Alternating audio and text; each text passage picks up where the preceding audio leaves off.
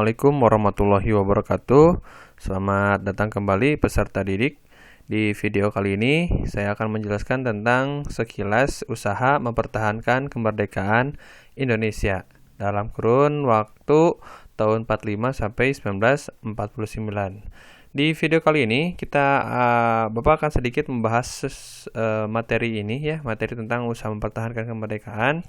Di video sebelumnya kita sudah bahas tentang urutan pemerintahan awal kemerdekaan Indonesia. Nah, setelah Indonesia merdeka tahun 17 Agustus tahun 1945, Indonesia kembali dihadapkan ke dalam sebuah masalah. Ternyata setelah kekalahan Jepang pada Perang Dunia Kedua, Jepang secara resmi menyerah kepada sekutu dan segala hal yang berkaitan dengan Jepang akan diselesaikan oleh sekutu, termasuk tanah jajahan yang dulunya dimiliki oleh Jepang. Di dalam usaha kemerdekaan mempertahankan kemerdekaan ini, ya kita lihat di sini kurun waktunya hanya 4 tahun ya. Jadi ketika Indonesia sudah merdeka, maka Indonesia akan kembali bertarung melawan Belanda. Nah, di sini adalah Indonesia sudah sepenuhnya menjadi sebuah negara merdeka. Tapi apakah benar sepenuhnya menjadi sebuah negara merdeka?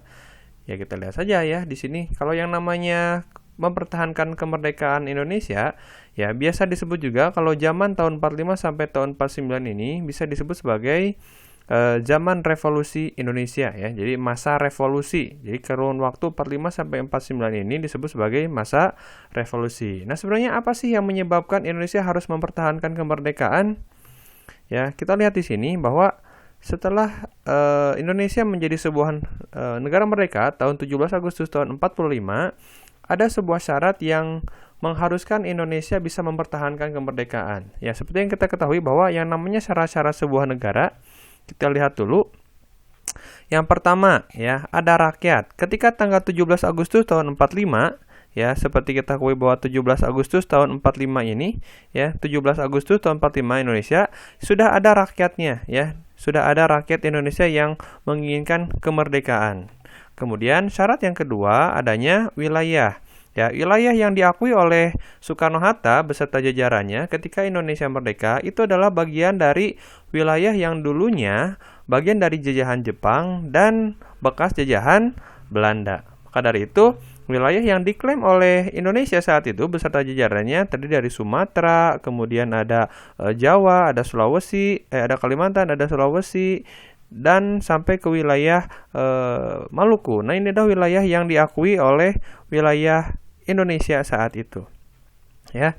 Kemudian syarat yang kedua yaitu adanya pemerintahan yang berdaulat. Nah, ketika Indonesia sudah merdeka, Indonesia melaksanakan sidang PPKI yang pertama. Nah, sidangnya itu kan terjadi tanggal 18 Agustus. Nah, di tanggal 18 Agustus ini Indonesia menetapkan seorang pemimpin untuk memerintah Indonesia. Nah, pemimpinnya itu yang dimaksud adalah pemimpin Soekarno dan Hatta. Nah, Soekarno-Hatta di sini sudah menjadi sebagai presiden. Beda hal ketika Soekarno-Hatta memproklamasikan kemerdekaan tanggal 17 Agustus, Soekarno itu belum menjadi sebagai presiden. Kan tanggal 18 Agustus Soekarno sudah sah menjadi seorang presiden sebagai kepala pemerintahan. Makanya nanti setelah pemerintahan itu nanti dibentuk juga namanya kabinet pemerintah. Jadi kabinet itu sudah terbentuk dan menjadi sebuah pemerintahan yang berdaulat. Nah, pemerintahan di sini adalah pemerintahan yang sah ketika Indonesia sudah merdeka. Nah, apakah syarat sebuah negara itu hanya sebatas ini saja? Ada rakyat, ada wilayah, dan ada pemerintahan? Jelas tidak, karena yang namanya sebuah negara, di situ ketika negara ini akan menjadi sebuah lembaga yang berdiri sendiri, berarti harus ada yang mengakui. Maka dari itu, syarat terakhirnya adalah pengakuan dari negara lain ya. Jadi kalau kita lihat dari sini, dari ada rakyat, wilayah hingga ada pemerintahan yang berdaulat, di sini adalah syarat sebuah negara yang diakui secara de facto ya. Jadi kalau dari rakyat sampai pemerintahan yang berdaulat itu disebut sebagai de facto ya. Jadi faktanya memang kalau yang namanya Republik Indonesia, negara Indonesia, rakyatnya secara fakta ada, secara realita wilayahnya sudah ada dan pemerintahannya pun sudah ada. Tapi di sini pengakuan dari negara lain itu adalah secara de jure ya, de jure atau secara hukum. Jadi kalau yang namanya sebuah negara jika ingin eksis atau menjadi sebuah negara yang ingin berdiri sejajar dengan negara lain, itu harus ada pengakuan dari negara lain ya. Seperti kita ketahui bahwa negara-negara lain pun, negara Malaysia, negara Singapura, kemudian negara Pakistan, negara India, itu juga harus ada pengakuan ya, pengakuan. Nah, di sini pengakuan dari negara lain pun sebenarnya Indonesia sudah mendapatkan pengakuan dari negara lain seperti Mesir, kemudian India, nanti tahun 47 46 itu nanti Indonesia diakui sebagai sebuah negara yang merdeka. Akan tetapi salah satu hal yang harus menjadi cikal bakal Indonesia menjadi sebuah negara yaitu pengakuan dari negara apa? Negara yang sebelumnya menjajah. Jadi kan ketika Perang Dunia selesai itu kan Jepang menyerahkan kembali Indonesia kepada sekutu ya. Jadi sekutu di sini adalah pihak yang menang dalam Perang Dunia kedua. Nah, di sini sekutu berhak atas tanah wilayah jajahan Jepang termasuk Indonesia. Di dalam perjanjian kekalahan Jepang terhadap sekutu, Indonesia menjadi sepenuhnya bagian dari sekutu. Padahal Indonesia sudah memproklamasikan kemerdekaan. Maka dari situ nanti Indonesia harus bersedia untuk melawan penjajahan ini agar Indonesia diakui sebagai sebuah negara merdeka. Ya, jadi salah satu hal mengapa Indonesia harus harus diakui sebagai negara merdeka dari jajahan sebelumnya karena memang untuk menunjukkan bahwa Indonesia sudah benar-benar terlepas dari negara yang menjajah. Ya, jadi Jepang itu kan menyerahkan Indonesia ke Belanda. Ya, nah Belanda itu akan kembali mengambil Indonesia seperti zaman dahulu. Ya, nah Indonesia itu harus mengakui bahwa Indonesia harus mendapat pengakuan bahwa Belanda itu sebagai negara penjajah itu harus mengakui bahwa Indonesia sudah benar-benar merdeka. Jadi harus ada pengakuan langsung dari Belandanya gitu ya. Maka dari itu syarat ini ya, pengakuan dari negara lain itu sangat penting bagi Indonesia. Nah, di sini kita lihat juga latar belakang revolusi Indonesia itu. Yang pertama tadi sudah jelaskan bahwa adanya kekalahan Jepang dalam Perang Dunia Kedua. Kemudian kedatangan sekutu ke Indonesia. Kedatangan sekutu ke Indonesia dan kekalahan Jepang ini itu menjadi momentum ya. Jadi ketika Jepang sudah kalah, Indonesia itu nanti mengalami yang namanya vacuum of power atau kekosongan kekuasaan. Ketika Indonesia mengalami kekosongan kekuasaan, artinya Jepang sudah kalah dan sekutu belum datang, Indonesia sudah memproklamasikan kemerdekaannya dengan segala drama yang terjadi antara kaum pemuda dan kaum tua. Nanti Indonesia sudah berhasil memproklamasikan kemerdekaannya ya. Tapi ketika Indonesia sudah memproklamasikan kemerdekaannya, nanti muncul sekutu sebagai negara atau pihak yang berhak menguasai wilayah Indonesia. Nah, disinilah peran bangsa Indonesia sebagai bangsa yang sudah merdeka untuk mempertahankan kemerdekaannya. Ya, jadi ketika sekutu datang itu, Indonesia sudah bersiap bahwa kita harus bisa mempertahankan kemerdekaan. Jangan sampai kita sudah memproklamasikan kemerdekaan, kita dijajah kembali oleh bangsa lain, bangsa asing gitu kan. Maka dari itu nanti ada dua jenis yang dilakukan oleh bangsa Indonesia untuk mempertahankan kemerdekaan. Yang pertama ada perjuangan bersenjata dan yang kedua ada perjuangan diplomasi. Nah, dua perjuangan ini sama-sama walaupun caranya beda, tapi sama-sama untuk mempertahankan kemerdekaan Indonesia. Baik bersenjata maupun diplomasi itu adalah bagaikan dua sisi mata uang ya. Ada beberapa perjuangan bersenjata yang terjadi di Indonesia ya. Mungkin di sini hanya dijelaskan sedikit saja ya, selebihnya banyak ya. Pertama di sini ada pertempuran Surabaya yang jelas ya, kalian ketahui bahwa pertempuran Surabaya itu adalah pertempuran yang menjadikan hari pertempuran Surabaya itu dijadikan sebagai hari pahlawan nasional ya. Makanya diperingati pertempuran Surabaya tanggal 10 November dijadikan sebagai hari pahlawan nasional. Ya, dengan tokohnya di sini ada Bung Tomo, kemudian ada pertempuran Ambarawa ya. Pertempuran Ambarawa juga di sini nanti yang memperkenalkan tokoh jenderal yang sangat disegani di Indonesia ya, Jenderal Sudirman. Kemudian ada pertempuran Medan Area, pertempuran Merah Putih di Manado, dan kemudian ada pertempuran Bandung Lautan Api ya. Pertempuran Bandung Lautan Api ini yang nantinya membakar kota Bandung sehingga masyarakat Bandung harus berpindah ya, baik ketika Bandung itu akan diserahkan kembali ke sekutu, masyarakat Bandung tidak mau kalau Bandung ini dijadikan sebagai markas bagi bangsa asing. Maka dari itu ketika Bandung akan dijadikan markas itu, Bandung dibakar oleh masyarakatnya, gitu kan. Kemudian ada pertempuran atau pepuputan Margarana ya yang terjadi di Bali, dan Bapak tambahkan di sini ada pertempuran Bojong Kokosan. Nah, pertempuran Bojong Kokosan ini mengapa penting? Karena kita sebagai masyarakat Sukabumi harus tahu juga bahwa ternyata di sini itu pernah terjadi usaha mempertahankan kemerdekaan ya, yang disebut dengan pertempuran Bojong Kokosan. Pertempuran Bojong Kokosan ini nanti dipimpin oleh Letkol Edi Sukardi ya. Edi Sukardi itu adalah anak dari Didi Sukardi ya, nama jalan di Semansa kan ada tuh Jalan Raden Haji Didi Sukardi. Nah, beliau mempunyai anak namanya Edi Sukardi yang menjadi pemimpin masyarakat Sukabumi untuk mempertahankan kemerdekaan. Jadi Sukabumi pun di sini ikut andil dalam mempertahankan kemerdekaan. Ya, kalau kalian tahu pertempuran Bojong Kokosan itu benar-benar pertempuran yang sangat-sangat merugikan pihak Inggris dan Belanda ya, karena Inggris saat itu sangat kewalahan melawan orang-orang Sukabumi ya. Kemudian di sini ada perjuangan diplomasi. Nah, perjuangan diplomasi ini itu berbanding terbalik ya.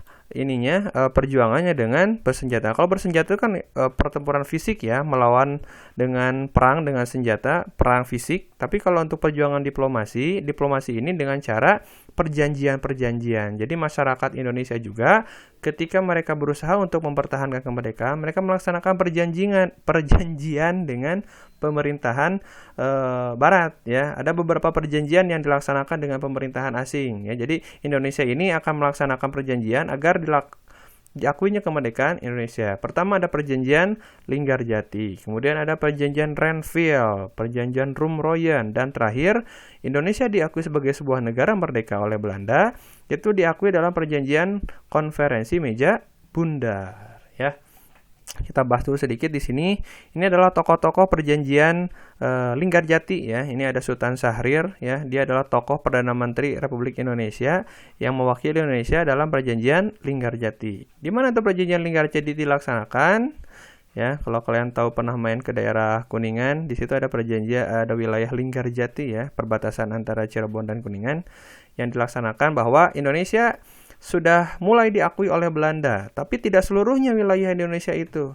Ini adalah wilayah Indonesia yang diakui oleh Belanda berdasarkan perjanjian Linggarjati. Tadi kan di video sebelumnya sudah dijelaskan ya bahwa wilayah Indonesia itu mencakup dari wilayah Sumatera, Kalimantan atau Borneo, Sulawesi, Jawa, Sunda Kecil, dan Maluku. Nah, wilayah-wilayah di dalam perjanjian Linggarjati itu hanya 3 wilayah saja yang diakui.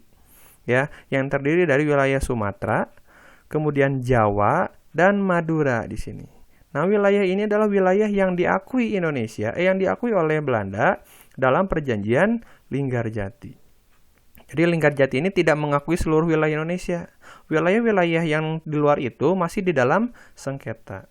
Indonesia masih memperjuangkan wilayah lainnya, maka itu nanti ada perjanjian Renville. Tapi sayangnya ketika di dalam perjanjian Renville itu tidak membuat wilayah Indonesia semakin besar, malahan lebih kecil. Wilayah Sumatera yang tadinya bagian dari wilayah Indonesia sekarang menjadi sedikit ya. Wilayah-wilayah merah ini hanya wilayah RI ya. Kemudian Jawa juga sama. Di Jawa, wilayah-wilayah yang diakuinya itu hanya wilayah Banten, kemudian wilayah Jawa Tengah. Nah, wilayah-wilayah inilah wilayah yang diakui oleh Belanda. Ya, wilayah Indonesia yang diakui oleh Belanda. Sehingga nanti di sini menimbulkan pro kontra juga. Apakah dengan melaksanakan perjanjian-perjanjian ini merupakan jalan yang benar ya, atau sebaliknya gitu.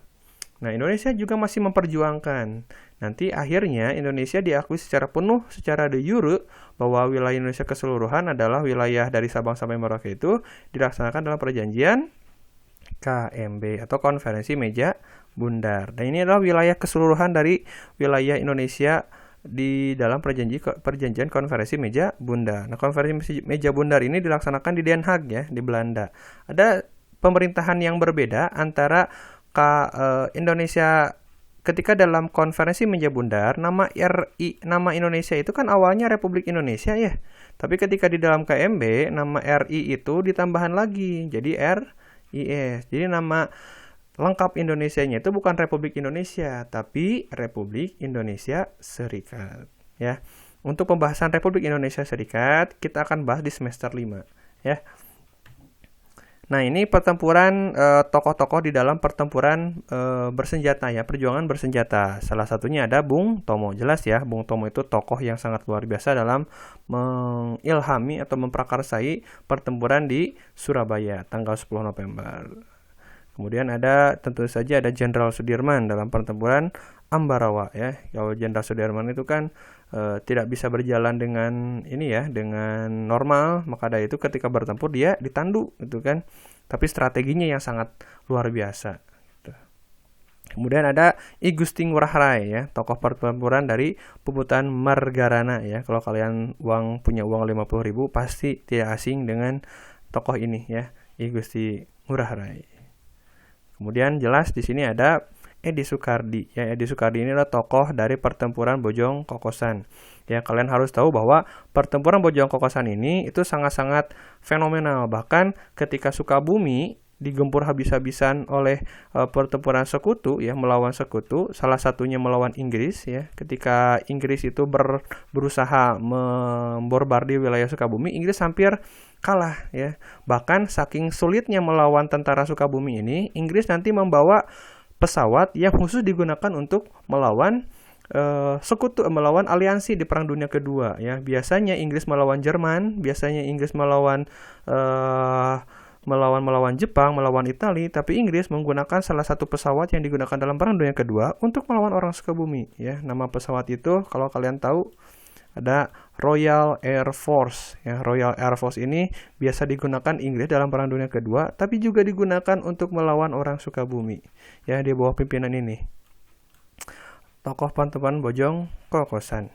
Jadi begitu fenomenalnya pertempuran ini sehingga menimbulkan Inggris mengalami kerugian yang sangat besar ya. Jadi kalau kalian tahu pertempuran Bojong Kokosan itu ada 2 fase ya. Fase pertama itu terjadi di wilayah Parungkuda, Cicurug ya. Itu fase pertama. Kemudian yang fase yang kedua di wilayah di Sukabumi, yang perbatasan Sukabumi dengan Cianjur. Kalau kalian tahu wilayah Gekbrong, ya itu adalah wilayah pertempuran Bojong Kokosan. Ya, mungkin itu untuk pengantar dari usaha mempertahankan kemerdekaan. Semoga bermanfaat. Selebihnya untuk tugasnya kalian harus mempresentasikan setiap masing-masing dari kalian itu mempresentasikan satu pertempuran bersenjata maupun perlawanan diplomasi, kemudian diupload di YouTube. Dan jangan sampai videonya itu lebih dari 5 menit ya. Terima kasih sudah menyimak. Mudah-mudahan kalian paham. Kalau misalkan ada kesalahan mohon maaf. Terima kasih. Assalamualaikum warahmatullahi wabarakatuh.